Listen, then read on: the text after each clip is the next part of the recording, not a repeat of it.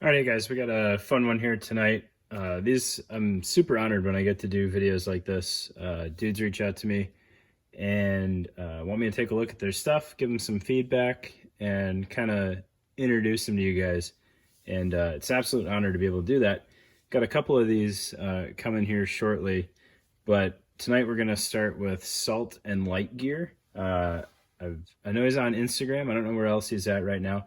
But I'll put the account name in the description, but it's Salt and Light Gear. All right, so he sent me this plate carrier to take a look at, and I think he's doing some really good stuff.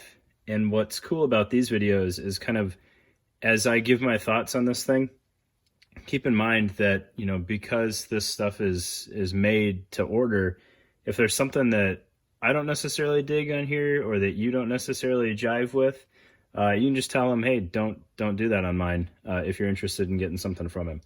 So he's been making these minimalist or slick plate carriers, however you want to term the genre, right? I don't really care.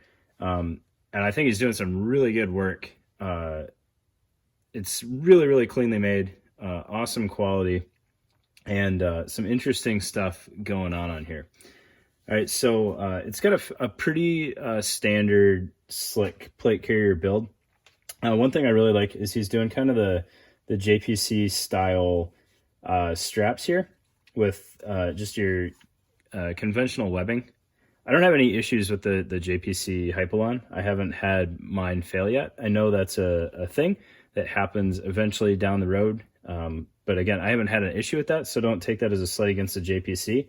But I also really like the idea of using webbing for that style of shoulder strap. It works for me. It fits me really well, and I appreciate it a little bit more than the ones that are more of a straight up and down orientation.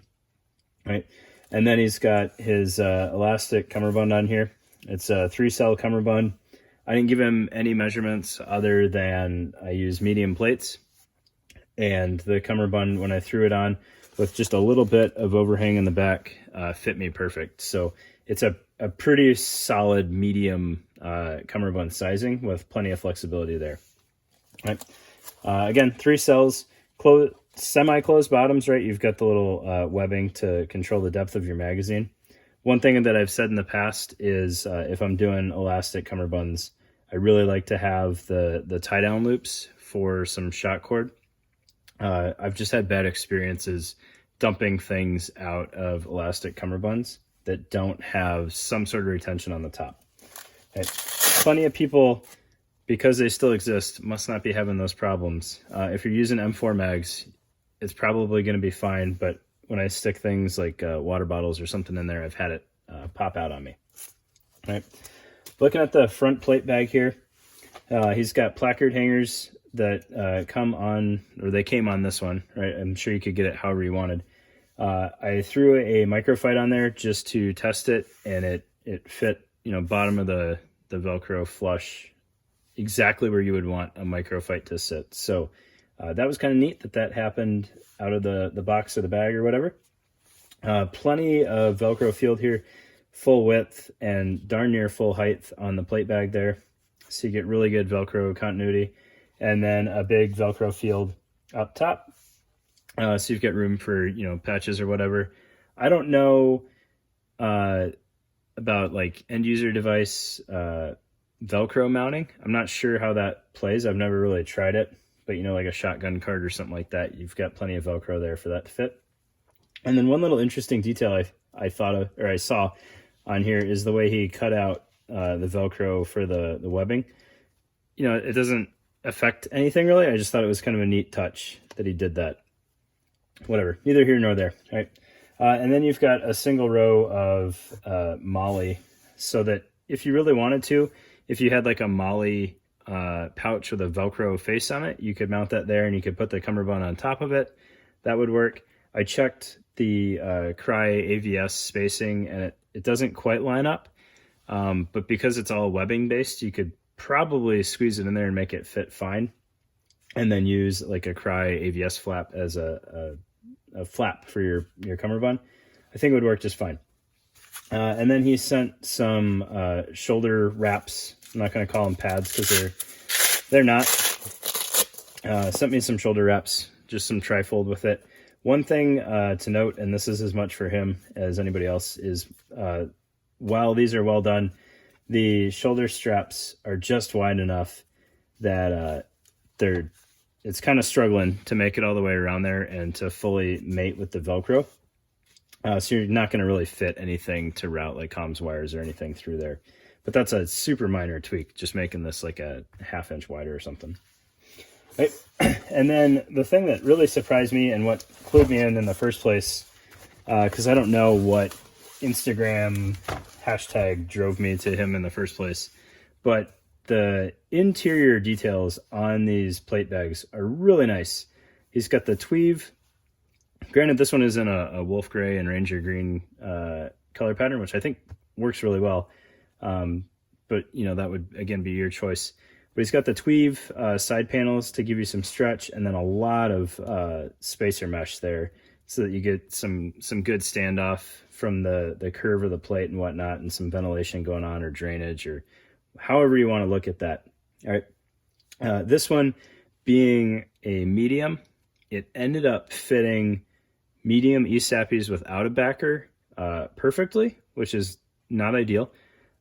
So, you know, if you want mediums, the plate bags are going to need to be just a little bit bigger if you're running plate backers. The new ESAPs are supposed to be standalone, so that would work out fine. But yeah, I was feeling squirrely, and in the other plate bag, I tried small ESAPs with cry backers, and that fit. Actually, it fit better. It is like custom fit to that is the way it ended up working out. So just, you know, for his knowledge on sizing, his mediums, small ESAPs with small backers are a perfect fit. Right. The way the shoulder straps are done here, you have a good bit of adjustment. So you can see the rear bag has a hook or loop on both sides of the shoulder strap. So if you had some sort of shoulder pad that was hook based, it would mate up really well there. And then I just lined up the Velcro as it sits, and it ended up being the perfect ride height for me, which is really nice, because usually I have to end up taking up a whole bunch of slack out of the shoulder straps. And then there's still plenty of adjustment there if you needed to go tighter, which is really nice, because I run out of Velcro on a lot of different plate carriers trying to get them to the right height. And then looking at the rear plate bag here, you've got the Cummerbund overlap. Pull that off.